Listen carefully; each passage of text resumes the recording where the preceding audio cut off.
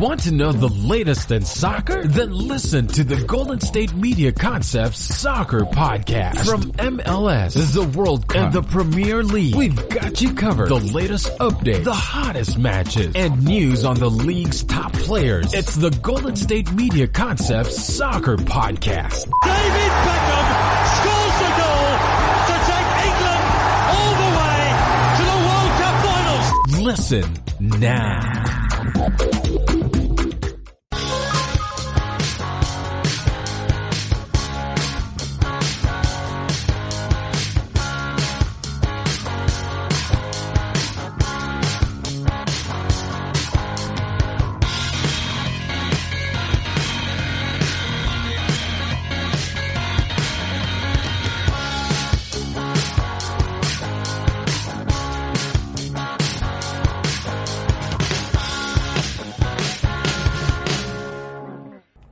Thank you for tuning into the GSMC Soccer Podcast, brought to you by the GSMC Podcast Network. I am your host, Steven Melendez, and I'm going to be bringing you the latest and greatest in soccer news from around the world. Welcome back, everybody, to your favorite soccer podcast. I'm your man, Steven Melendez. You know it. You've heard it plenty of times, and I am super excited to be bringing you guys more soccer talk. We all know it, football, but, for GSMC news, it's soccer. But let's just get right into what we're going to be talking about in today's episode, starting with Lyons defeating Wolfsburg in the Women's Champions League final for their 5th consecutive title. We're going to be breaking down both teams' journey to the final, talking about which team, their best players for some of you that might not be following women's soccer. And, so we're going to do that for the first part of the show. In the second part, I'm going to be continuing my preview of the top 5 leagues for this upcoming season, continuing with Serie A, and just breaking down all the league races throughout the table, and of course some of the exciting early games on the year. In the third part, I'm going to be talking about the MLS return to action after their postponement of play for the all the criminal justice problems going on in the world. I mean, it's just bad. But yeah, we're going to be talking about some of the MLS games that have happened since then, some of the top MLS games, and then of course some of the top transfer news in the world, because that's always some exciting stuff. And of course, my favorite part of the show, we're going to be talking about the top 10 defensive midfielders in the world. So let's get started with Lyons' win over Wolfsburg in the Women's Champions League final. The 2019-2020 UEFA Women's Champions League season has officially wrapped up, with Lyons winning their 7th Champions League title and 5th in a row in 10 appearances.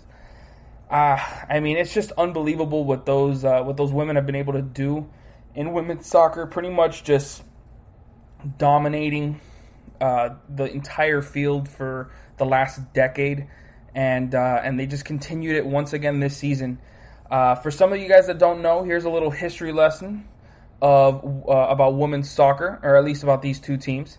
This is the 8th meeting between the two top clubs in women's soccer, and their 4th time meeting in the Champions League. The Champions League final, I should say. Wolfsburg made their first finals appearance in 2013 and defeated Lyon 1-0 in that match, and then it was the first time a team had beaten Lyon in a regulation Women's Champions League final. So that was unprecedented at the time. Lyon would then go on to win the 2016 and 2018 finals over Wolfsburg, and so there's obviously a big rivalry brewing here over the years. The only players that have been played in all of those encounters are Lyon's Sarah Buhari, Wendy Renard, and Eugenie Le Sommer. And of course for Wolfsburg, can't forget Alexandra Pope. Now, let's talk about each team's best players and their journey to the final, starting with Wolfsburg. So, for their top players, you can't talk about Wolfsburg without mentioning Pernille Harder. After failing to reach the 2019 World Cup with Denmark, This has been easily the biggest stage for Harder, and she's taken full advantage of it. I mean, she has been on an absolute tear this season with 36 goals in all competitions, including a 4-goal performance against Glasgow City in the Champions League quarterfinals this year, being the first woman to ever do that in a Champions League quarterfinal. And her 9 goals in the Champions League this season are good for second in the competition. She can pretty much get goals wherever you want. Set pieces, solo runs, wonder goals, headers, you name it, she's got it in her bag. And she won the UEFA Women's Player of the Year award in 2017 in the 2017-18 season. So she's definitely got the resume. Next, I got to talk about Ewa Pajor, the second leading scorer for Wolfsburg with 16 goals in all competitions and an excellent partner for Harder. She was the leading scorer in the Bundesliga last season with 24 goals in her 19 matches. She set a record for scoring on every single team in the league last year, and was the biggest breakout performer in the world of women's soccer. This season, she's taken a bit of a step back to Harder's greatness, but is still a key piece to Wolfsburg's success this season. And, of course, we cannot forget to talk about the veteran Alexandra Pope, who is the heart and soul of the Wolfsburg team and has the most experience on the club. Like I said earlier, she's been a part of all 7 matches against Lyons. So she's going to be key to trying, she was one of the keys to trying to figure out, how to beat this juggernaut of a team. And on top of that, she is the third leading scorer on this club with 12 goals and is an excellent playmaker for them as well. So let's get right into their journey to the final with the round of 32 versus Mitrovica. And they won, they absolutely destroyed them, beating them 15-0 on aggregate. I mean, this just didn't seem right from Wolfsburg, who completely had more quality than Mitrovica.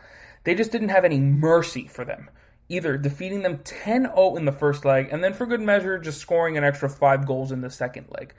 Harder scored 4 of the 15 goals, including a hat trick in the first leg, and 8 other players scored for Wolfsburg as they absolutely dominated Mitrovica in this round of 32 matchup. Mitrovica just had absolutely no chance, and you're going to realize that this is kind of a trend that was going on with Wolfsburg for most of this competition. In the round of 16, they went up against 20. I hope I'm saying that right. They beat them on aggregate 7-0. Just another dominating performance from Wolfsburg as they just smothered 20 in the field. And in the first leg, they beat them 6-0 to pretty much seal their place in the semifinal already. Zanetti Jacobfi stepped up once again with a brace in the first leg. Even defender Dominique Bloodsworth got onto the score sheet with a brace of her own for her only 2 goals in the Champions League. Showing that this team can easily get contributions from any player on the pitch, and Herder, just for good measure, added another goal to her tally in the first leg as well. And just like that, they were on their way to the quarterfinals. Easy going for Wolfsburg early on. And it just didn't stop there, as they defeated Glasgow City, because at this point, the pandemic had already hit, so they turned into a knockout rounds, just like the men's Champions League went, and all the European competitions turned into. And they completely dismantled Glasgow City as well, winning 9-1. And Glasgow didn't help themselves. They allowed 2 own goals on the night, but Pernille Harder just once again had one of the best Champions League goal-scoring performances ever, with 4 goals in this game. She did it in every single way as well. She got 2 headers, 1 left-footed goal, and a right-footed goal. Just like I said, whatever you want from her, she can do it. And she's just on the top of the women's in women's soccer in terms of goal scoring. Ingrid Engen and substitute Felicitas Rauch joined the goal party as well with 2 and 1 respectively. To move on to the semifinal versus Barcelona, where Wolfsburg finally faced their first real test with facing the runners-up from last year's Champions League in Barcelona. It was the first time Barcelona had ever made it to the Champions League final, which is surprising considering how successful they are in the with their men's team. But they did apply a lot of pressure on Wolfsburg early, getting some solid combinations in attack and getting a few shots on goal, but they just couldn't convert on any of them. For Wolfsburg, the opportunities were scarce at the beginning as they just could barely get any solid looks at goal. Overall, I got to credit the Barcelona's defense. They were very solid and caused problems for Wolfsburg. Usual efficient attack, but that's expected when you get further into the Champions League final. Things are going to tighten up, and Wolfsburg were able to answer as they eventually got their breakthrough with Fridolina Rolfo punching it into the net with after a failed scissor kick from Pajor that bounced right into Rolfo's path. It kind of just seemed like fate. Eventually, Wolfsburg were going to get through, considering how dominant they've been in this competition. And Wolfsburg were just able to hold on to the lead for the rest of the game and head into their fourth Champions League final. So now we're going to be talking about Lyon and their top players. And there is just no one else you can start with than Wendy Renard, who is probably the superstar of women's soccer right now. She's the face of it, I would say, especially with how much success she has had with Lyon. Their success starts and ends with this legend. She is the Virgil van Dijk of women's soccer with her leadership and timely goals. She's won the Champions League 5 times in a row now and has made it to the FIFA 5 Pro Women's World 11 already. She is a titan in defense, creating a wall for Lyon as they only allowed 4 goals in their 16 domestic matches and 2 goals in their 7 Champions League matches. Absolutely dominating defense, and a lot of that also has to do with their world-class goalkeeper, who's had like 80-something clean sheets in about 120 games, just ridiculous.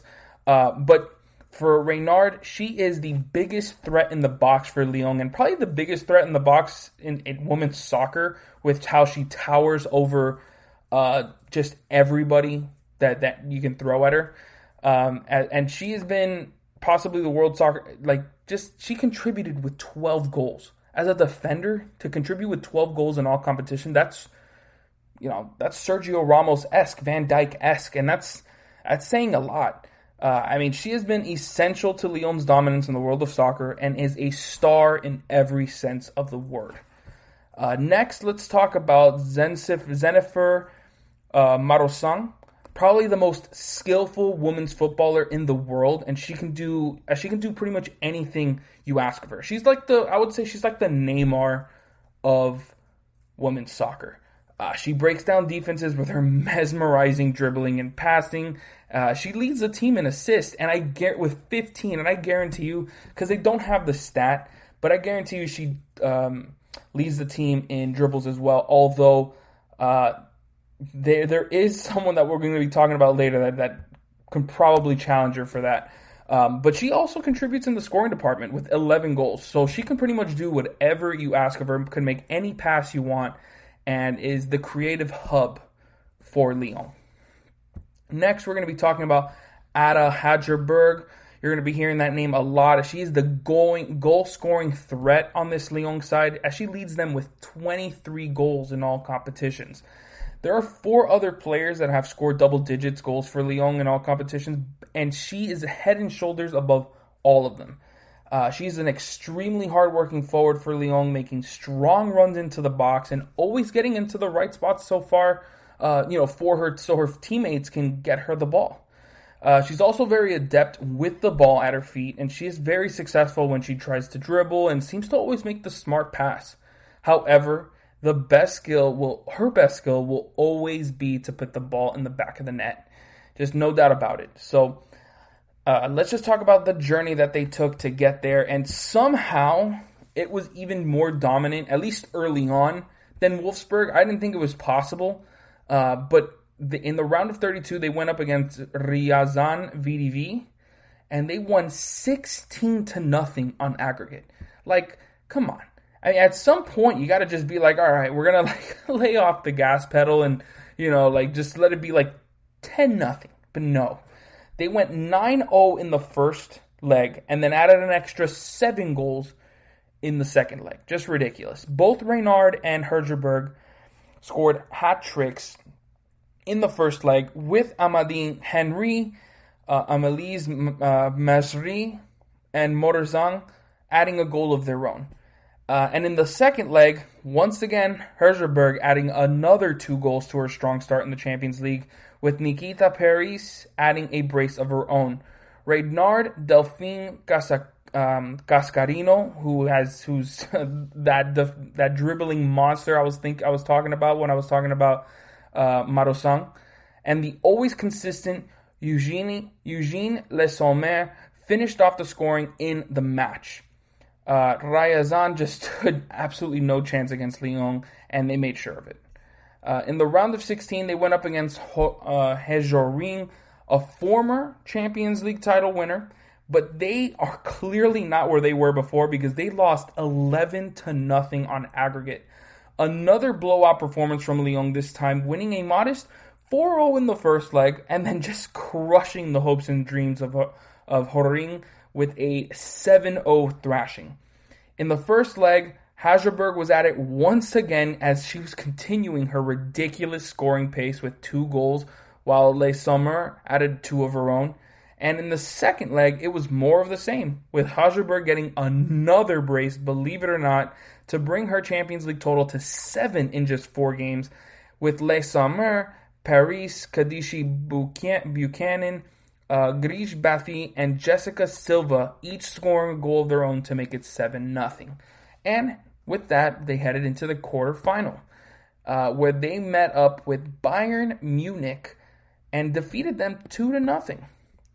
Lyon would face, this is where they would get their first scare of the tournament, with a narrow 2-1 victory over Bayern Munich, which was led by Linda Daumann and Giovanna Damjanovic, 2 very excellent players.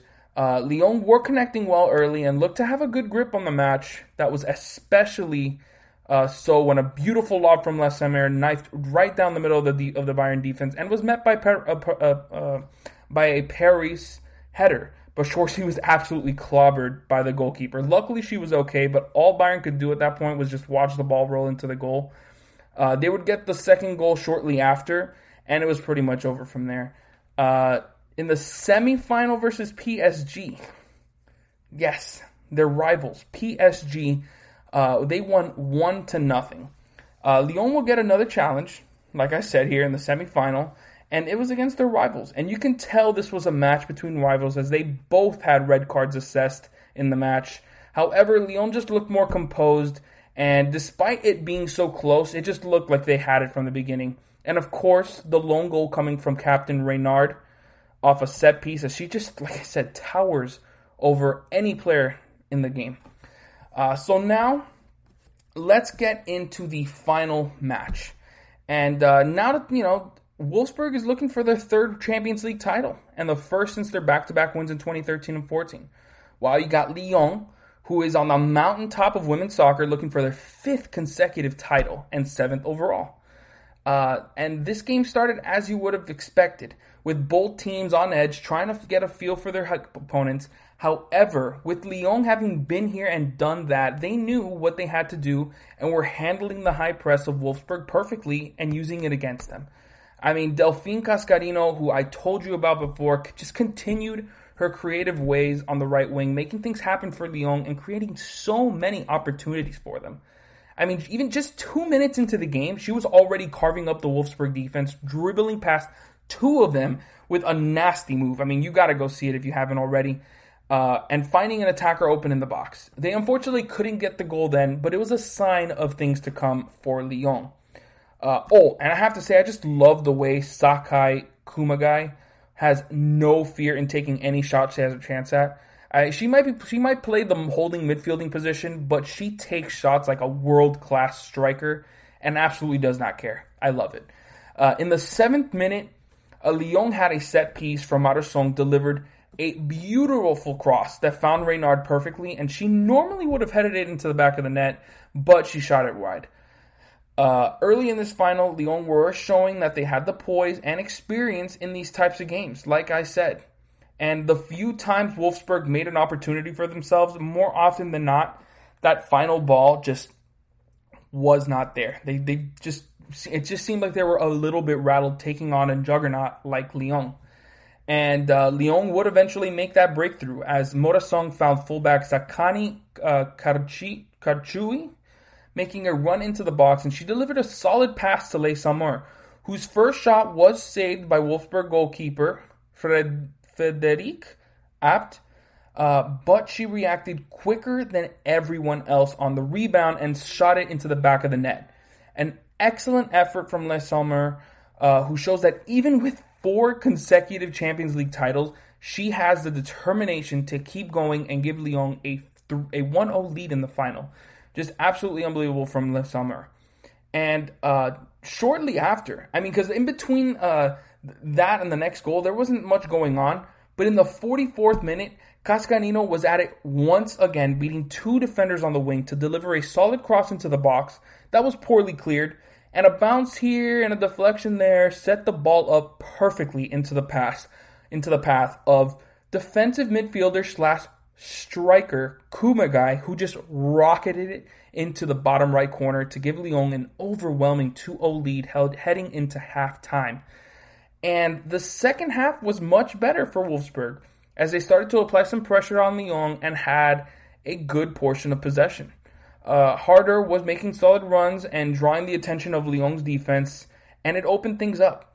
And another run made by Harder in the 57th minute found Fridolina Roffo making a run down the left wing. She crossed it in, which made the goalkeeper, Sarah Buhari, dive for a weak clearance, which landed at the feet of Erwa Pajor, who then delivered a perfect cross to Alexandra Pope, and she headed it into the goal for a 2-1, just to make it 2-1 and keep the hopes alive for Wolfsburg. After this goal, things did start to settle down, though, as Lyon made those adjustments that you would expect from a champion, and not giving Wolfsburg that space that they needed to make that attack. And with the game hanging in the balance, and just a few minutes away from a 5th consecutive title for Lyon, they scored off a set piece, which had just been their bread and butter all season long. This time Wolfsburg did defend it well, even though the goalkeeper probably would have liked to get that punch a little higher up, because after she cleared it, it landed right into the path of Les Sommer, who went for goal, and it would have gone wide, but it was deflected perfectly by Sarah Gunnarsdottir into the back of the net. Just to make it 3-1 and sealing the victory for Lyon. And just to make things worse for Wolfsburg, they lose the Champions League final to Lyon for a 3rd time, and that last goal by Gunnarsdottir was a former player of theirs. Just terrible to see, but there was nothing that was going to deny Lyon this match. The player of the match I had to give to Delphine Cascarino. She actually won the player of the match for the game. And although she didn't directly contribute to a goal, she was doing everything for Lyon in terms of creativity. She was creating multiple chances and beating multiple players on her runs like a bunch of times. And it was just incredible how she was able to make some of these things happen. And she was just the key to breaking down that Wolfsburg defense, especially in the first half. So that's going to wrap it up for talking about the Champions League, or the Women's Champions League, with Lyon coming out on top once again. Make sure you guys stick around, because in the next segment, I'm going to be talking about the most exciting league from last season, Serie A, and their 2020-21 season coming up.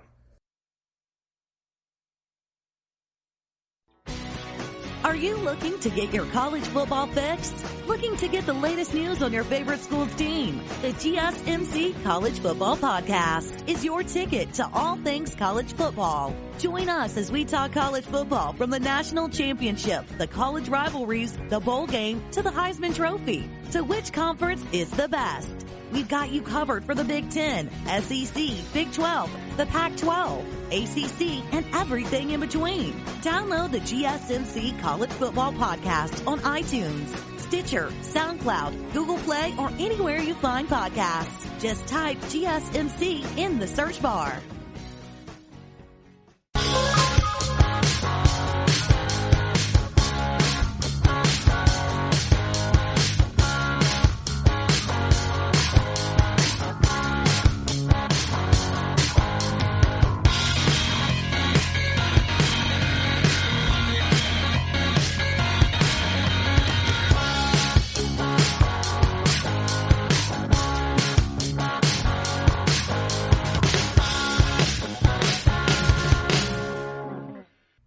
welcome back, everybody. In the last segment, if you missed it, we talked about the Women's Champions League and just how Lyons has been dominating that soccer world with their 5th consecutive Champions League title.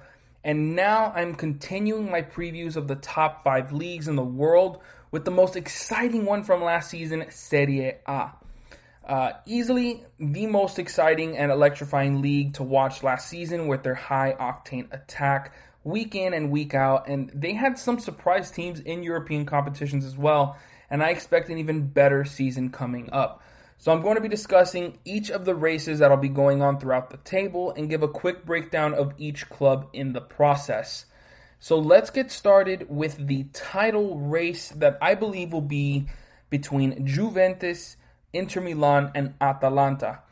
Honestly, I can't see this becoming a 2-team race between Juve and Inter, but I have faith that Atalanta's rise to the top was no fluke.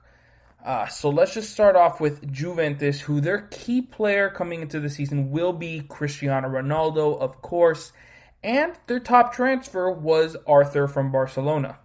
So Juve has absolutely dominated Serie A over pretty much their entire history with 36 titles. But over the last few years, it's felt like no one can match their quality with 9 straight Serie A titles. Last year was the closest race that they've had since 2003, with Inter just 1 point behind them, and they crashed out of the Champions League once again. I mean, we can't forget that. It didn't look like they would, even with the quality they have, there was no way they were going to beat Bayern Munich, especially, it just was not going to happen. But to lose to Lyon the way they did was just trash. They made a manager change, letting go of Mauricio Sarri and bringing in club legend Andrea Pirlo. So hopefully maybe that can, cause a spark in the lineup, because always bringing in a former player, especially a recent one, brings something up in players. They feel like they can relate with them more, and hopefully that brings more continuity in the team.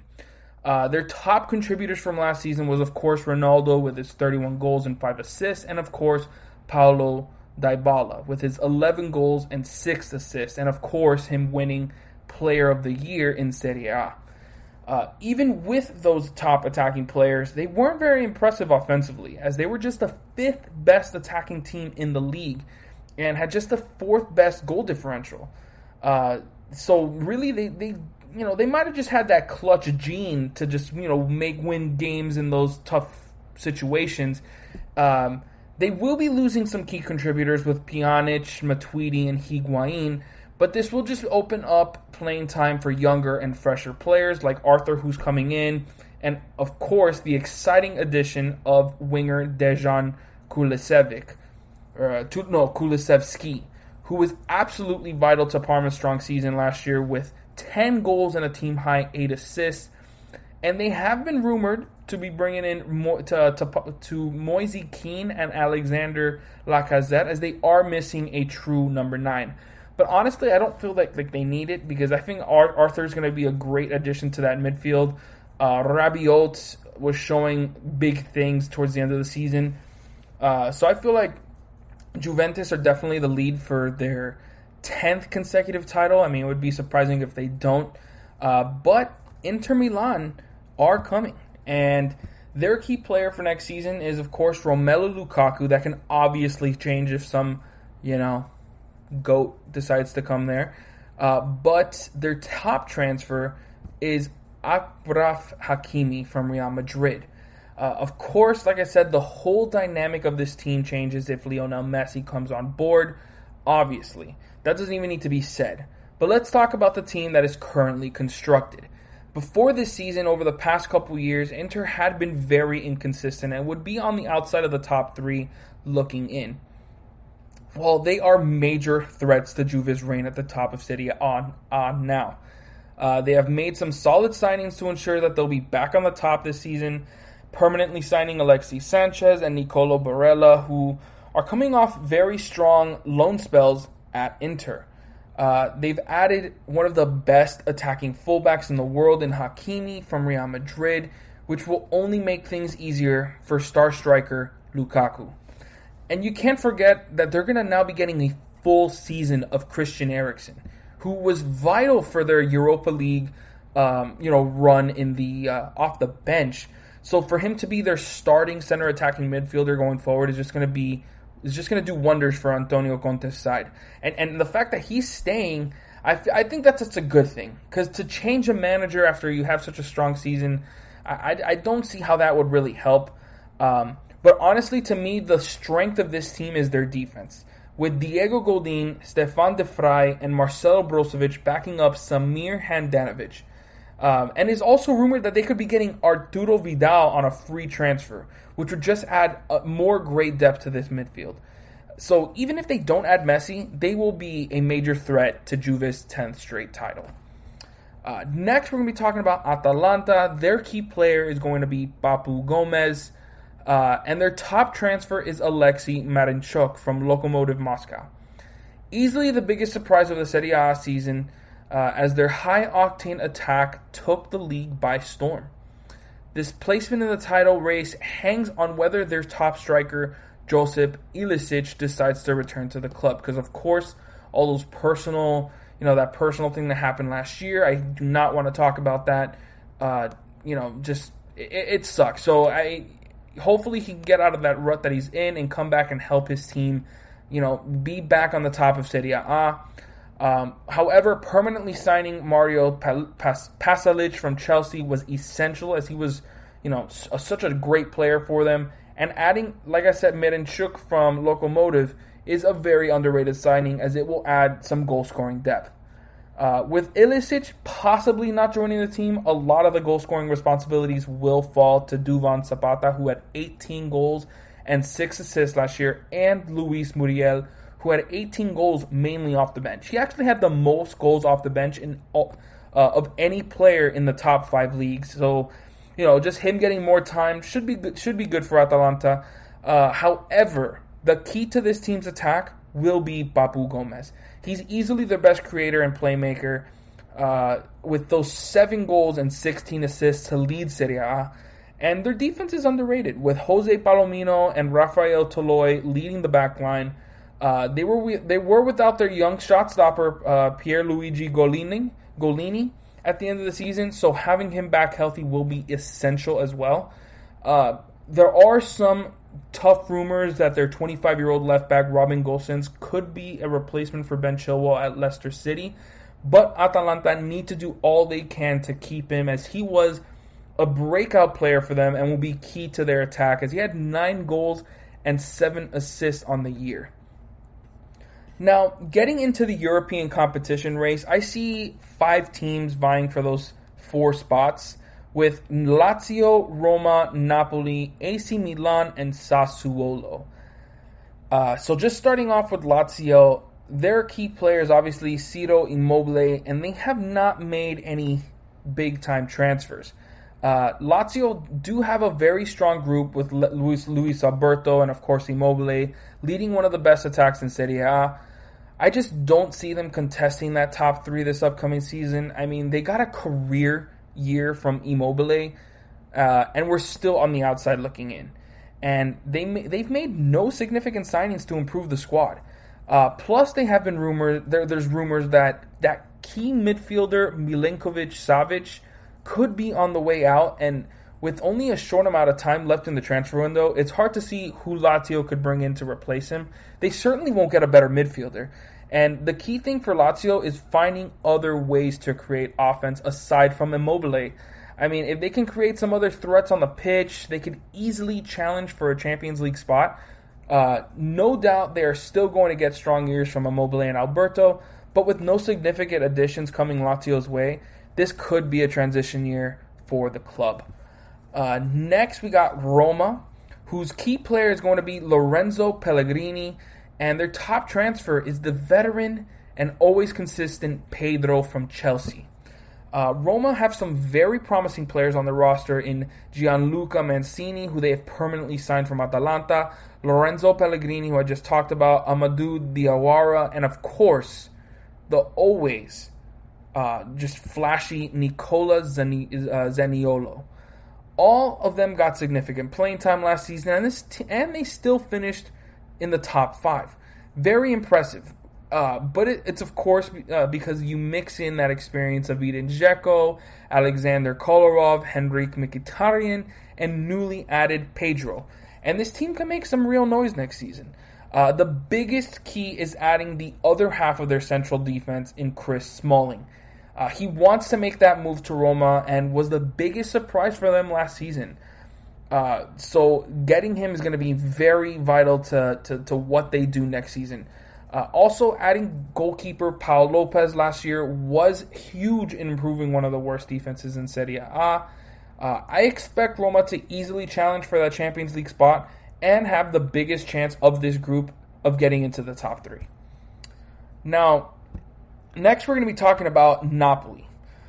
Their key player for next season is going to be, as always, Khalido Koulibaly, and their top transfer was probably one of the biggest signings in the year in Victor Osimhen from Lille. Napoli were definitely the biggest disappointment from last season as they finished 7th and will have no European soccer to look forward to this year. They were still able to acquire, like I said, a big signing is in Osimhen from Lille, who will certainly add a freshly needed dynamic to this attack. They'll still be led by the trio of Milik with those 11 goals, Dries Mertens with his 9 goals and 7 assists, and Lorenzo Insigne with 8 goals and 6 assists. But Osimhen provides quickness and pure finishing at that number 9 spot that they just don't have. What needs to improve is their defense. And if Koulibaly makes that long-awaited transfer to Man City, that'll be very hard to accomplish. Alex Merritt is a solid young goalkeeper, and Kostas Manolis is a strong center back, but the defense is fueled by Koulibaly's just world-class skill. Hopefully they can keep him and run it back. And if they can't, this is going to be another tough season for Napoli, as they'll need to outscore opponents most nights and will probably boast one of the worst defenses in an evolving Serie A. Next, we got AC Milan, whose key player is Gianluigi Donnarumma, and their top transfer is the wonder boy, Sandro Tonali. AC Milan needs to hold on to Donnarumma if they are to improve off their 6th place finish last season. His 71.6 save percentage and 12 clean sheets were among the best in Serie A.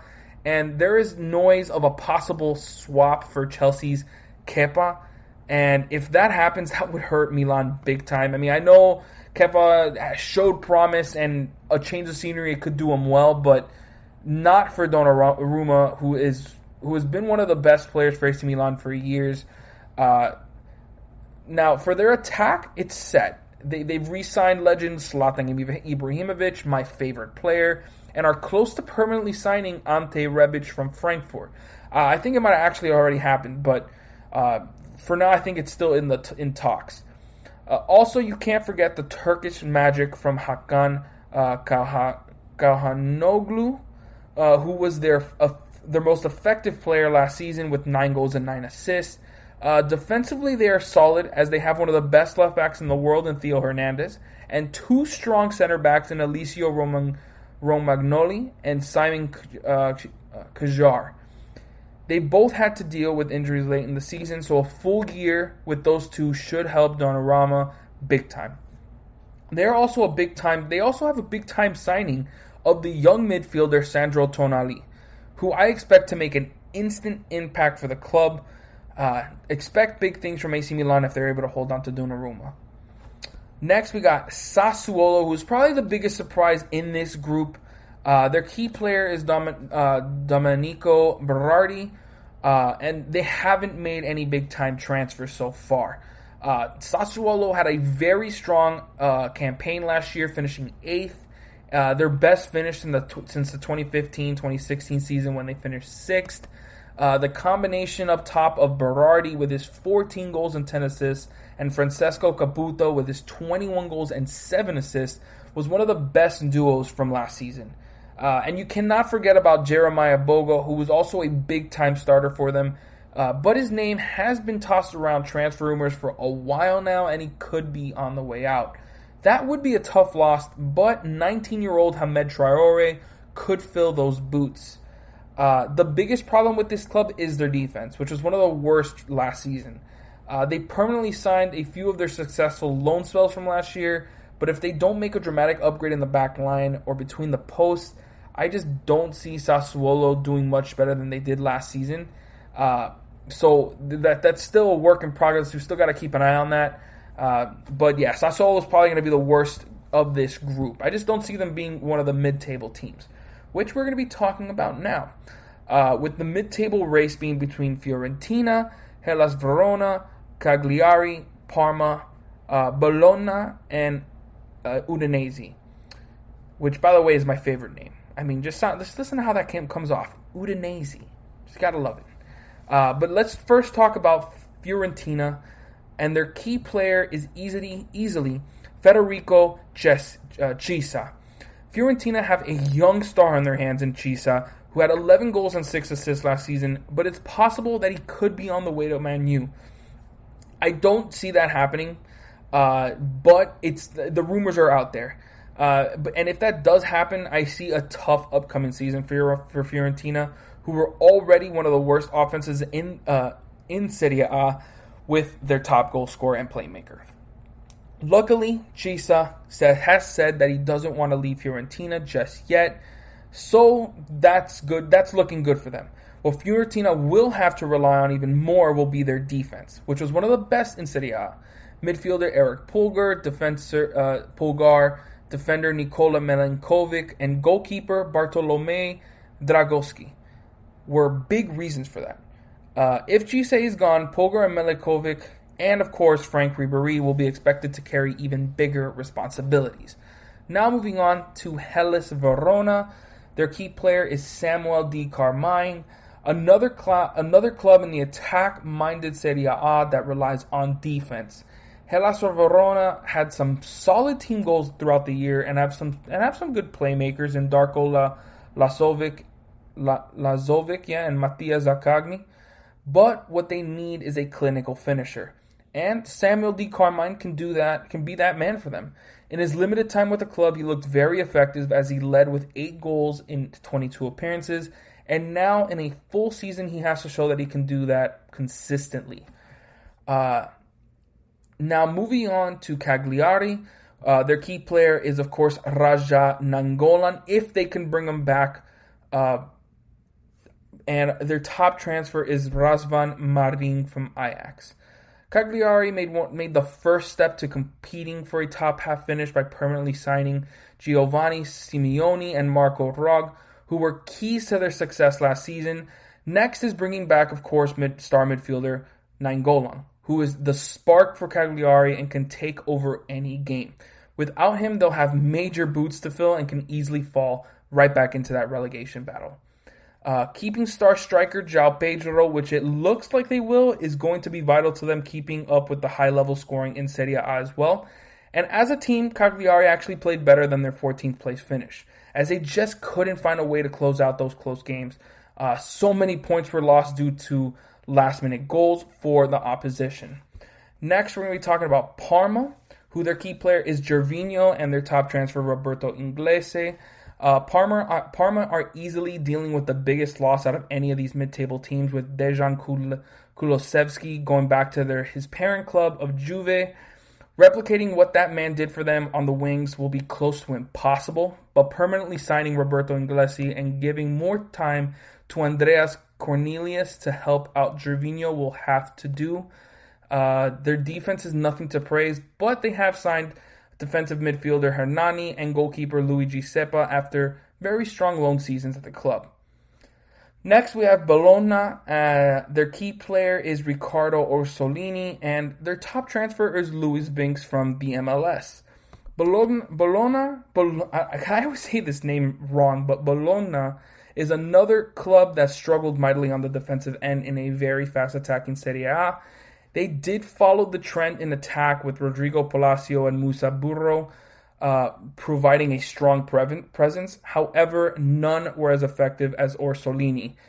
His creating ability on the wings was vital to Bologna having enough offense to stay out of the relegation battle. And the offense is expected to be just as good. But if they want to have a better finish or finish 12th, or even finish 12th, they'll need to be shoring up that defense. Next, we got Udinese, who their key player is easily Juan Musso. Udinese had a bottom 3 offense in Serie A last season after accumulating just 37 goals. It was a combination of De Paul, Kevin Lozana, and Stefano Okaka, and Sefo Fofana. I laughed at those names, but one is already gone with Fofana off to Ligue 1, and it looks like their best player from last season, De Paul, could be next as he's linked to newly promoted Premier League side Leeds United. If they can hold on to De Paul, the outlook for next season looks much better. But the key to Udinese season will be their star shot stopper, Juan Musso, who was second in saves and save percentage with 139 and 76.9% respectively, and his 14 clean sheets also led Serie A. Now quickly, let's get into the relegation battles, which is going to be between Sampdoria, Torino, Genoa, Benevento, Crotone, and Spezia.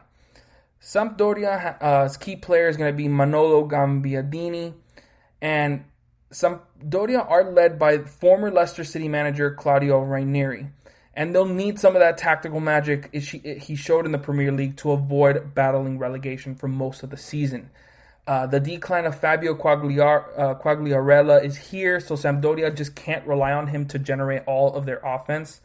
So the signing of winger Mikel Damsgaard is a big one, and he should add some much-needed youth to the attack. Torino next. Their key player is Andrea Bellotti, and their top transfer is Carol Lanetti. Torino was just 5 points out of the relegation spot, and overall they were just a really terrible team as they had a bottom 5 defense and bottom 4 offense. They've been led by Andrea Bellotti for years now, and his 16 goals last season once again prove that. No other player scored more than 6 goals for Torino, and if they want to avoid another relegation battle, he'll need more help there. Now we got Genoa, whose key player is Mattia Perrin. Among teams not relegated, Genoa had the worst defense in Serie A, and it's no surprise they were just 4 points away from the relegation zone. And with no major additions to the roster, they'll be hoping for some in-house development. With young defender Christian Romero on his way to Atalanta, it looks like they'll be adding Roma defender Juan Jesus as his replacement, but I don't expect that to do any big difference, and I actually see Genoa getting relegated in this season. Next, we got Benevento. Benevento just absolutely dominated Serie B last season, and with their league best defense, as they had just allowed 8. With their league best defense, they had an 18-point lead on second place Crotone. That defense is easily their best chance at staying in Serie A, and it will certainly be tested in this electric league. They did make a huge signing in Camille Gleek, who has the experience of playing in big games and will be huge in helping their star goalkeeper Montipo against Serie A competition. Next, we got Crotone. Crotone needs a lot to go right for them if they intend to stay in the Italian top flight. They need some goal scoring production they received from the same goal scoring production they received from Simeon Nwanko with his 20 goals, and bringing back Luca Morong after a strong loan season was a smart move, but it's not going to be enough to keep them out of relegation. And last, we got Spezia Calcio. Spezia is another newly promoted side that has little to no chance of staying in Serie A past this upcoming season because they just don't have enough firepower. Their top scorers are Emmanuel Giassi and Antonio Ragusa with 8 goals apiece, and they'll need to rely heavily on Paolo Bartolome to create all their offense, and that just won't be enough. So that's going to wrap it up for my Serie A preview. Make sure you guys stick around because in the next segment I'm going to be talking about the MLS return to action and, of course, the top transfer news around the world. Tired of searching the vast jungle of podcasts? Now listen close and hear this out. There's a podcast network that covers just about everything that you've been searching. Hey! The Golden State Media Concepts Podcast Network is here. Nothing less than a podcast bliss with endless hours of podcast coverage. From news, sports, music, fashion, cooking, entertainment, fantasy, football, and so much more. So stop lurking around and go straight out to the Golden State Media Concepts Podcast Network. Guaranteed to fill that podcast itch. Whatever it may be. Visit us at www.gsmcpodcast.com. Follow us on Facebook and Twitter, and download us on iTunes, SoundCloud, and Google Play.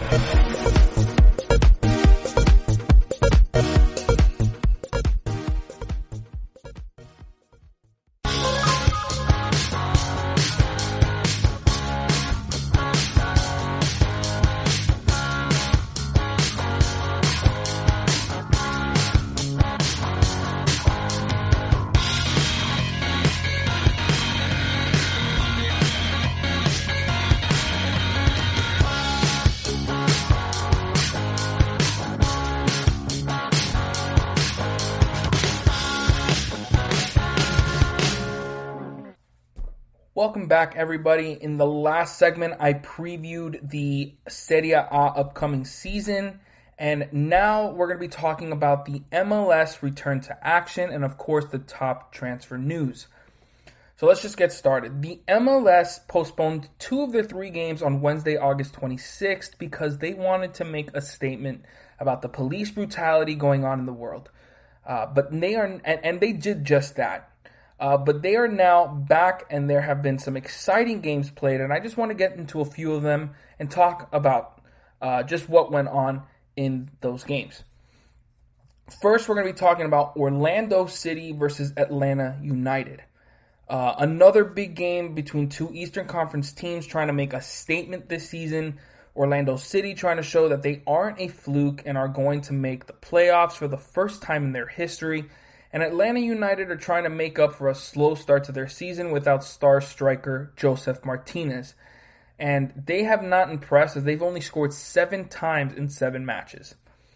Early in this matchup, Atalanta had a golden chance at goal off a corner kick, but it was stopped by Orlando goalkeeper Pedro Gallesi with his ridiculous reflexes.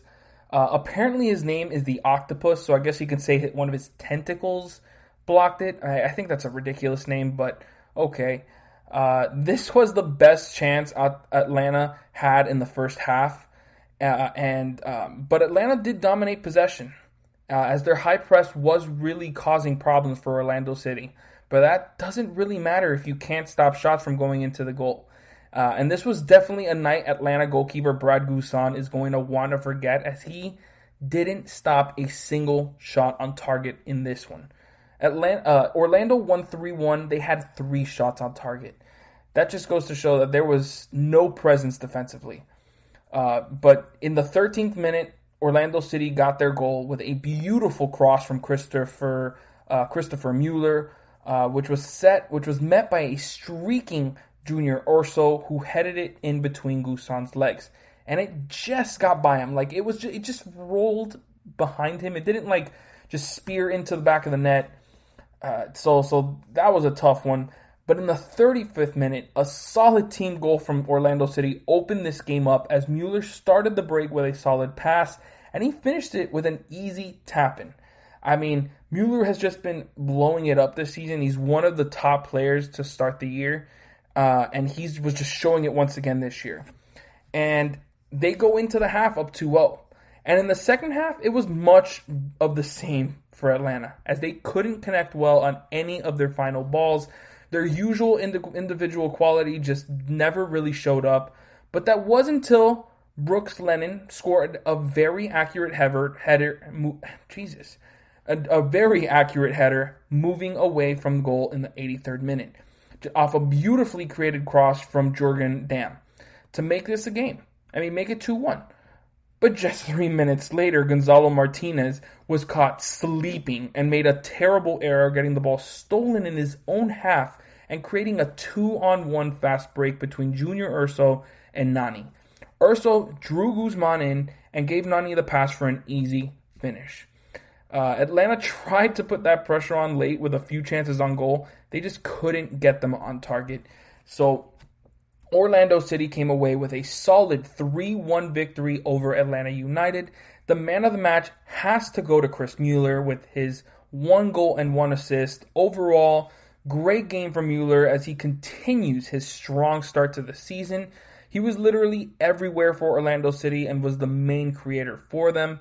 Had completed 82% of his 33 passes, had 1 successful dribble, and won 3 of his 4 duels. Next, we're going to be talking about the Portland Timbers versus Real Salt Lake. This one had all the fireworks as the score finished 4-4. An early game of the season candidate. Both teams came out ready for this one, but Portland has just been unable to put games away since the MLS is back tournament. The score finishes tied, but one team certainly came out winners in this one. This was just another match between 2 Western Conference teams trying to fight for positioning near the top of the table, and this was an amazing match. Real Salt Lake trying to prove that last season's top 3 finish wasn't a fluke, and they are at the top to stay, while Portland is trying to figure things out and get back on track since their strong showing in the MLS's back tournament. And my goodness, does the Portland defense need some revamping. I mean, they allowed 29 shots on the night and couldn't stop Real Salt Lake from doing whatever they wanted, literally to the very end. To start the match, the usual high press from the Timbers caused Real Salt Lake problems. It resulted in an easy goal for Diego Charra, who intercepted an ill-advised pass by Real Salt Lake goalkeeper Andrew Putna. And he was just dribbled right around, and Charra scored into an empty net. This was just in the 6th minute, so it felt like the Portland Timbers were finally getting their act together. But after that goal, Real Salt Lake got into the flow of the game shortly after and created chaos in the Portland half. There was just a feeling that they would eventually get a goal, and they did. With a solid cross into the box off a set piece, resulted in a few favorable bounces for Real, and Corey Baird eventually scored in the 19th minute. But just 2 minutes later, the Timbers would answer right back off a corner that was headed into the back of the net by Nizgoda to take the lead. Very solid answer from the Timbers, and they would go into the half up 2-1. Looking very, very solid. But just 3 minutes into the second half, Salt Lake would score off another set piece and favorable bounce that was karate kicked in perfectly by their leading scorer, Krylak.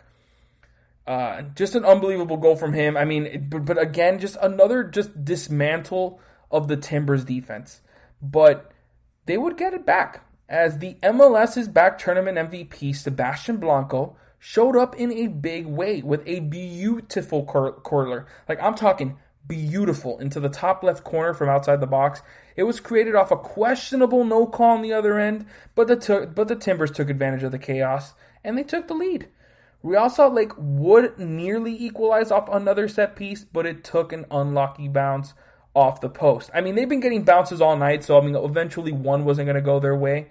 However, this would eventually result right into a counterattack for Portland, with Sebastian Blanco just giving a perfect lead pass to striker Felipe Mora, and he had a one-on-one situation, and he handled it perfectly, squeezing it into the bottom left corner of the goal. Just absolutely huge goal for them, and to go up 4-2 in the 85th minute, it just felt like there was no chance for Real Salt Lake in this game. However, they just would not quit. And the Timbers, on the other hand, it looked like they took their foot off the gas pedal. And Real Salt Lake were able to find some space in the box with an accurate cross from Baird, and instead of trying to head it into the goal, Krylak found substitute Giuseppe Rossi with a great headed pass, and Rossi controlled it perfectly and scored in the 90th minute, giving them some hope. There were 4 minutes, or I believe it was 5 minutes of extra time added, and the collapse of the Timbers was complete in the 94th minute, as Corey Baird once again cut through their defense and found another substitute in Sam Johnson with just enough space to slot the winner into the roof of the net. Just absolutely no lack of urgency from the Portland Timbers in this contest, and it cost them 3 points. And for Real Salt Lake, they just never gave up. Manager Freddy Juarez made excellent substitutions that turned this game around, and they earned themselves a very, very strong point. The man of the match goes to Krajlak with his 1 goal and 1 assist. He also led the team with 108 touches and completed 82% of his 94 passes on the night. Krajlak pretty much just did everything for Real Salt Lake in this contest and is a much deserved man of the match. Aside from offense, he also provided some great defensive help, with winning 7 of 9 aerials, 11 of 16 duels, and 2 of 2 tackles. It was just all over the place for Krajlak. Next, we're going to be talking about the LA Galaxy versus San Jose Earthquakes. I almost said Sharks, thinking about the NHL, but yeah, the Earthquakes, which finished with a 3-2 win for the LA Galaxy. Just another game that was very high scoring and went down to the wire between 2 Western Conference clubs that are trying to make their way into the playoff discussion. The Quakes started this game off very strong, living in the LA Galaxy half, and they were rewarded for their early pressure with a solid goal from Vaco off a solid ground cross from Tommy Thompson. I mean, it just felt like it was meant for him. The Galaxy just looked flat-footed here and just didn't expect the Quakes to get an open look at goal. The Galaxy did start to apply some pressure after this, and were getting consistent looks in the Quakes half. They even had a clear shot at goal off a great run from Pavon, but the Quakes defender Beeson had probably one of the goal line clearances of the season already, with a beautiful save off his chest. It was just like as he was falling into the goal, he just put his chest in the way and was able to, keep the lead for his team. However, the Quakes just couldn't keep the Galaxy down for long, as they eventually broke through off a set-piece cross from Sebastian Leggett, which was headed by an unmarked Daniel Steres past Quakes goalkeeper Vega. It felt like a goal that would eventually come with all the hard work that the Galaxy were putting into the Quakes half. And this game went into the halftime tied at 1. Both teams getting solid opportunities, and this was a fun game. The start of the second half was much like the start of the first, with San Jose getting a lot of early pressure on the LA Galaxy. And just like the first half, they got onto the board first with a beautiful shot from outside the box by Cowell. He was making a run on the left wing, and then when he cut inside, kind of Coutinho-like, just beautiful curler into to the right of the goal. And I was actually getting a bit of deja vu in this game because of how similar it was to the first half. Because after this goal from the Quakes, the Galaxy ramped up their pressure once they went down and starting applying a lot of that into the San Jose half. I guess they enjoy playing when they're down because they just play harder there. I mean, that's not a good sign for a team. However, the pressure eventually paid off as the Quakes were called for a handball as they were trying to clear the ball out of their zone in like a very messy situation. This resulted in a well-taken penalty from Pavon to tie up the game with just about 20 minutes left in the game. San Jose almost answered right back, but the Galaxy defense actually made their presence felt this time. And of course, then that's when things turn around for you. You try on defense, it comes all the way around for you on offense. The Galaxy would score that winner with a beautiful cross from Alvarez that was then bodied home by about 3 players, Leggett and 2 Quake players. They decided to give it to Leggett, so he got that goal, but it did look like an own goal. The Galaxy are finally taking advantage of those set pieces, which has been a problem of theirs for a long time. That's a huge turnaround, and this game would eventually end with a 3-2 victory for the LA Galaxy. The man of the match I have to give to Christian Pavon. This was a huge game for him, who he's finally put together a top class performance for the Galaxy. His ability to create off the dribble with 10 successful dribbles in this game was essential for LA, getting the looks that they did. He was also very effective on defense, getting back and causing havoc with 6 recoveries, an interception, and winning 13 of his 24 duels. Now, this wouldn't be a show from Steven if I didn't talk about the Inter-Miami match. And they lost to the other expansion team 1-0. I mean, this was the expansion derby, giving us two teams trying to make their way into the MLS landscape and surprise some people. So far, neither team has done that, but Inter-Miami has definitely been the most disappointing. Even with Nashville boasting the worst offense in the MLS, they have still been able to put out some better performances than Inter-Miami has. And from the beginning of this match, you can feel the difference in organization between the two sides. You can't look at the stats to tell you how this game went, as Miami had more possession and took 19 shots to Nashville's 5. Nashville were never troubled by Miami's press. However, on the other hand, Miami just couldn't get any attacking combination going. Pellegrini in the middle of the pitch for Inter was just atrocious with his first touches and could barely make the forward pass at the center attacking position. Rodolfo Pizarro continued to show his class, but it's just not enough when he's the only one that can create for this team.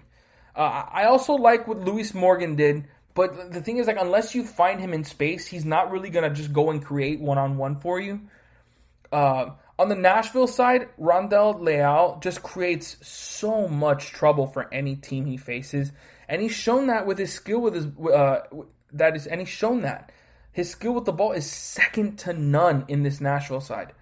And Nashville did get pretty lucky with the clear handball not being called on them. Some people will say that Miami also got lucky with an early header being called off, but that was a full. His arms were completely extended, so that was an easy call in my opinion.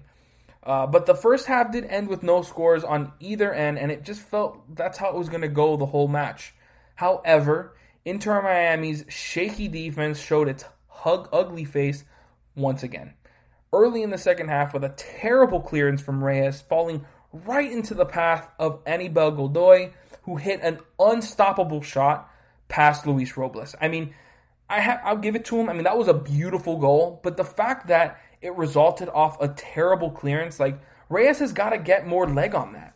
You got to be kidding me. Diego Alonso did make 5 much-needed substitutions to change things up for the team, who just had no connection on the pitch. And honestly, I'm going to say those 5 substitutions should have come way earlier, as they came in the 75th minute. I mean, that's 15 minutes. You're only going to give them 15 minutes. They needed at least 30 because the guys that were on the pitch just were not doing it for them. But the new Lick team instantly made a difference for Inter Miami, as they were getting up the pitch with more efficiency and were really causing problems for Nashville. And that's where they got most of their shots on the night. Most of those 19 shots were in those last 15 minutes when there was a completely new team on the floor. However, you have to credit Nashville for their composure and defensive strength to keep Miami away from a potential equalizer. There just wasn't anything Miami could do. And they lose again after picking up their first MLS win, while Nashville pick up their second win and are just 2 points out of 7th place, clearly looking like the better expansion side. Now, the man of the match I got to give to Anibal Godoy because of his goal, but he also had completed 93% of his 43 passes, 2 successful dribbles, and was just all over the place defensively as well. Huge game, and that's going to wrap it up for the MLS. Now let's get into the juicy stuff, the top transfer news in the world. And this would not be a transfer news segment if I'm not talking about Messi, but I'm going to make it quick. Manchester City puts in a major offer for Lionel Messi. It's rumored that they offered Bernardo Silva, Gabriel Jesus, Eric Garcia, plus 90 million euros to secure the signing of Messi. I mean, this is a huge offer for Man City, and it just goes to show that they're serious about pulling this deal off. But I guarantee you Barca aren't going to accept it because, I mean, with this being an initial offer from Man City, I mean, they're going to feel like they can get more for the best player in their history. I mean, and probably the best player of all time. So we're going to have to keep an eye on that. That's definitely going to be something that's going to be going on for a while. But next, Sevilla secure a huge signing in Ivan Rakitic. The Croatian midfielder played for Sevilla from 2011 to 2014 before making his move to the Camp Nou, and he's definitely going to be strengthening Julian Lopetegui's side. He signed a reported 4-year deal and will make Sevilla one of the teams to watch in the upcoming La Liga season. Next, we got Arsenal securing signings of Brazilian and Lille defender Gabriel for 27 million euros. This is a huge signing for Arsenal, who were in competition with Man U, Everton, and Napoli for the 22-year-old center back. Gabriel was essential to Lille finishing fourth in Ligue 1 last season and having one of the best defenses. He'll shore up a shaky backline and joins fellow Brazilians David Luiz and Willian. They're also in advanced talks with Real Madrid to bring back key midfielder Dani Ceballos on loan. So Arsenal making some moves and trying to get back on top of the Premier League. But another Premier League side made an even bigger signing, as Man U completes the signing of Donny van de Beek from Ajax for 40 million euros. If any of you guys listened to a former show, like a previous show of mine, I was saying that Man U needed to make another midfield signing. They just didn't have enough depth there, and this is exactly what they needed. He's going to add an extra attacker for them in the midfield, and is going to be essential for their title hopes next season. Unfortunately, it looks like he's going to have to play further back with Paga and play more of like a central midfielding role, with Bruno Fernandes being their number 10. But still, it's going to be a huge signing for Man U, and just expect very big things. This is what they needed to get into the conversation with Chelsea, Liverpool, Man City. So just huge. And of course, I got to talk about Chelsea getting all these ridiculous players. They got one of the biggest transfer signings, biggest transfer windows in recent memory. So, but that doesn't mean that they're gonna ascend, that they're gonna make it all the way. We gotta keep an eye on it, because just because you bring a lot of good players in at one time doesn't mean you're just gonna be one of the best teams. So that's gonna wrap it up for this segment. Make sure you guys stick around, because in the last part of this show, I'm going to be giving you guys my top 10 defensive midfielders in the world. This is your ultimate stop for everything sports. The Golden State Media Concepts Sports Podcast. Should I say more? From the NFL, MLB, the NBA to MMA, it's all in here. The Golden State Media Concepts Sports Podcast. Listen now.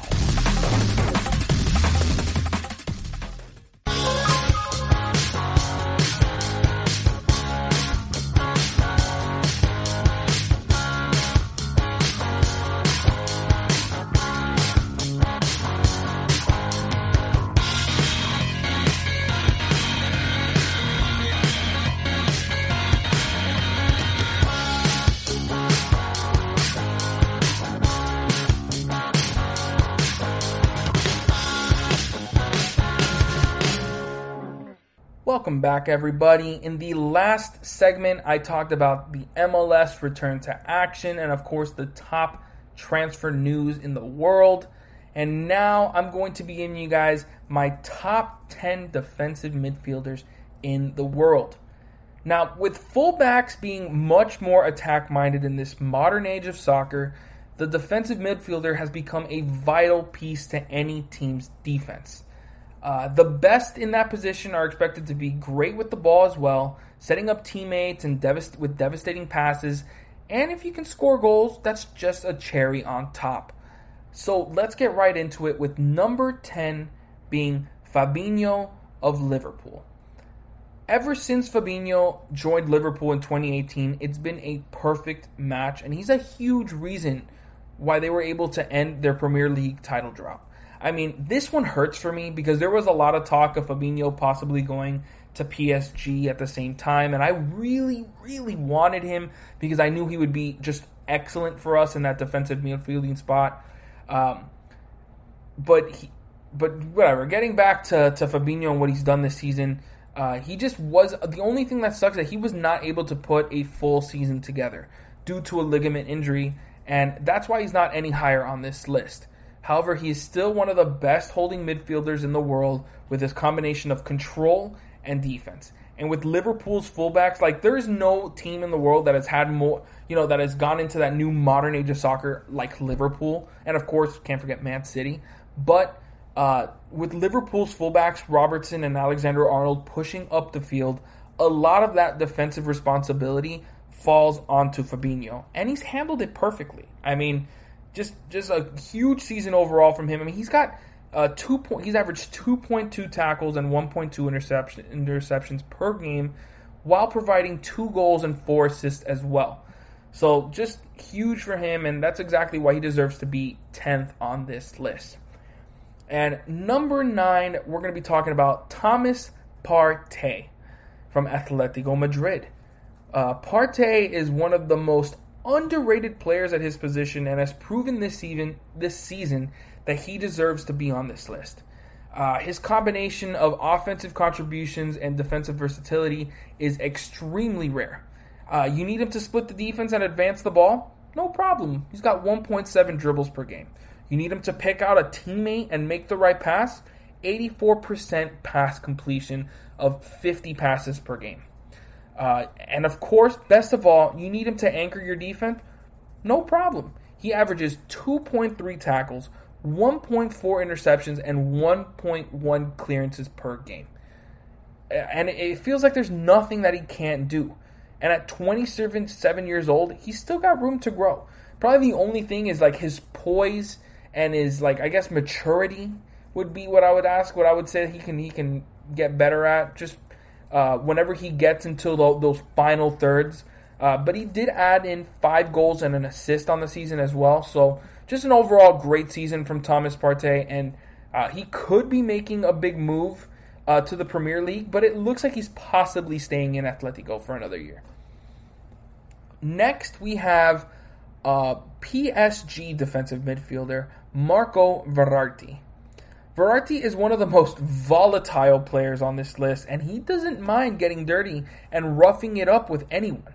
I mean, that's one of the things that drives me nuts about him, but it's also a way for him to get an edge on his opponent, so I understand it. But it also picks up a lot of yellow cards for him. He's one of the best two-way players in the game, as he is excellent at finding teammates, open on runs, and can also make devastating tackles that stop a counterattack. I mean, some of those long balls that he gets to find Mbappe or Neymar on those really, really strong runs, it really feels like the only guy that can do that on PSG is Verratti. And he shows it. He's got 6 assists on the year and completes 93% of his 63 passes per game. And he also adds 1 key pass per game. And then, of course, he wouldn't be on this list if he didn't give you that defensive versatility, as he has 2.1 tackles per game and just under 1 interception per game as well. He would normally be higher on this kind of list, but he did have to deal with some injuries this season, especially late in the year, and it ruined his rhythm. And that is why he comes in at number 8. Number 7. We got Rodrigo from Manchester City. Rodrigo's debut season for Manchester City was a good one, to say the least. Like Liverpool, Manchester City press up high with their fullbacks, and that leaves a lot of the defensive responsibilities to Rodrigo. And he did extremely well with it. I mean, he averaged 1.7 tackles, 1.5 aerials, and just under an interception and clearance per game. That definitely, unfortunately, he didn't have Laporte backing him up for much of the season, so their defense wasn't as good as they could have been. That definitely wasn't Rodrigo's fault, because, of course, those numbers that I just recently mentioned. But what makes him one of the best holding midfielders in the game is his ability with the ball, as he completed 93% of his 76 passes per game and averaged just under 1 key pass per game, and of course 1 dribble per game. So huge overall season from Rodrigo, and with Laporte backing him up next season for hopefully what's going to be a full season, expect an even better year from Rodrigo. And he can possibly get even higher on this list. I could see him making it into the top 5. So next, we're going to be talking about Sergio Busquets. Busquets has been associated with this list for pretty much as long as I can remember. Because remember, I haven't been a soccer fan forever, just about 10 years or so. But Busquets just continues to show that he's one of the best midfielders in the game. Even in a down year for Barcelona, Busquets continues to shine and be a staple in the starting 11.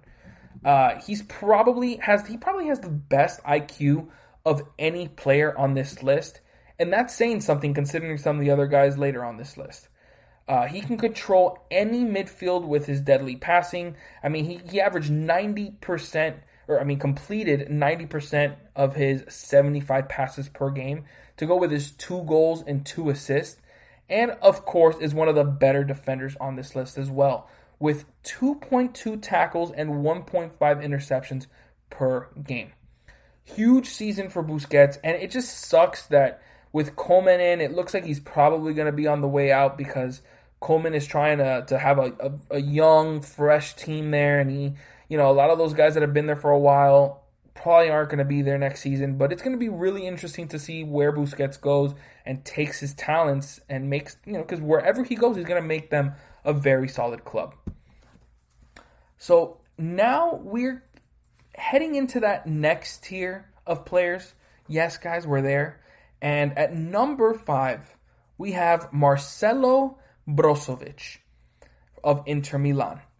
To me, this is the most underrated player on this list. Brozovic is one of the most all-around midfielders in the world and was a key to Inter Milan's successful season.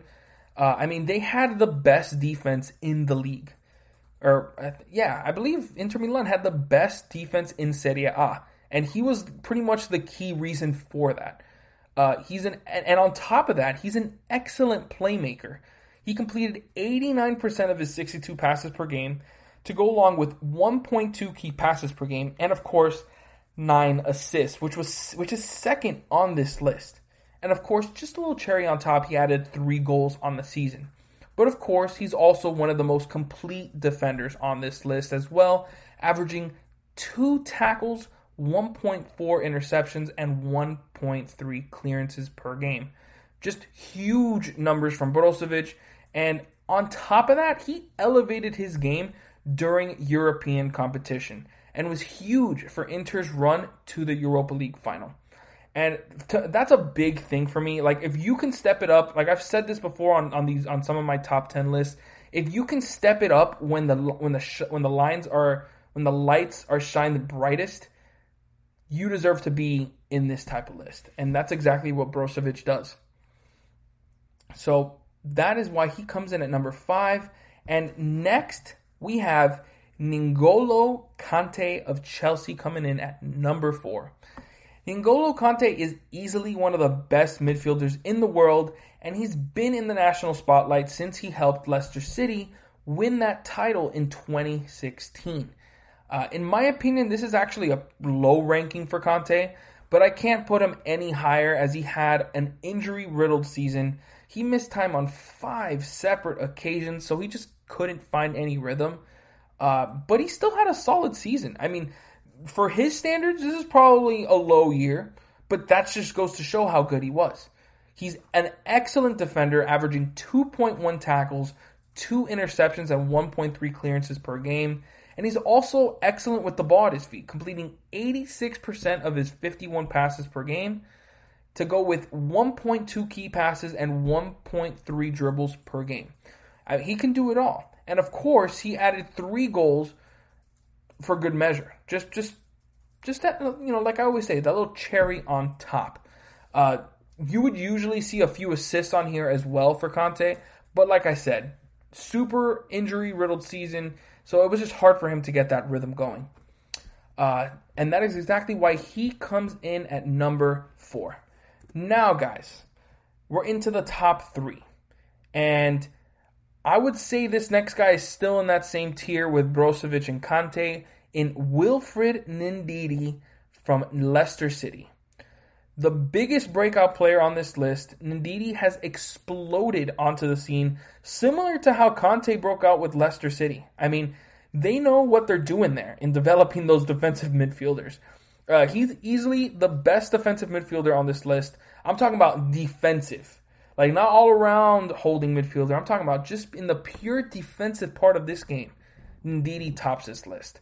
I mean, he averaged 4 tackles, 2.6 aerials, 2.5 interceptions, and 1.9 clearances per game.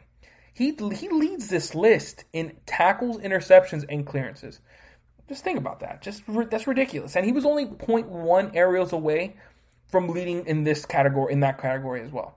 However, what makes him a top 3 defensive midfielder is that he is also very solid with the ball. He completed 85% of his 52 passes per game. And he added, 2 goals, 1 assist. Nothing crazy, but of course he's mostly known for his defense. And he's vital to just everything Leicester do on both ends. And if he can get a little bit better on the offensive end, he can challenge for the top 2 spot. He's just not there yet. Now, get ready, folks, because now we are heading into that next tier of players. These 2 guys are head and shoulders above anybody else on this list. It's not even close. And it was very hard for me to rank where these 2 would be. 1 or 2, 2 or 1. I wasn't sure. But at number 2, I got Joshua Kimmich of Bayern Munich. It just feels like Kimmich sets his mind to do, whatever he sets his mind on, he will succeed. He made the switch from right back to defensive midfielder and has not skipped a beat. He would have been in the top. He would have been a top 2 fullback in the world last year if he was in that position. And it's just crazy to even think about. He feels like he can. It feels like he can play any position on the field. Like, if Hansi Flick was just like, let's try you at striker, I feel like he'd score like 20 goals. Because he had 7 goals and 11 assists this year. Easily tied for the top in goals and was the best assist man on this list. Easily the best playmaker on this list, like I'm saying, with 90% pass completion of his 75 passes, 2.3 key passes per game, and 0.8 dribbles. Like, to go with those 11 assists, just absolutely ridiculous. And of course, adding those 7 goals, like, it just goes to show he can do whatever you want. He can literally do whatever you want. And of course, he wouldn't be this high on the list if he wasn't a great defensive player as well, as he averaged 1.5 tackles and 0.9 interceptions per game. I mean, he was one of the most important players to Bayern's dominant season, which ended with a treble, and is going to continue being a key piece of this Bayern Munich team for years to come. Bayern Munich better hold on to that boy as tight as they can, because if he ever becomes available, he's going to be one of the most sought-out players pretty much ever. It just feels like there's no point. Like, it's kind of like Messi at Barcelona. It just kind of feels that way with Kimmich and Bayern Munich. But we'll see. So number 1, you guys should know who this is. Number 1, we have Casemiro of Real Madrid. This number 1 spot was a little tougher, like I said, to judge between Kimmich and Casemiro. But I just had to go with the guy who was the most important piece to the best defense in the world. The reason Real Madrid were able to recapture that La Liga title was because of how dominant their defense was. And Casemiro was right in the middle of all that. Like, literally. He was literally in the middle of the pitch every single game in that defensive midfielding role. He made the key tackles with nearly 3 per game.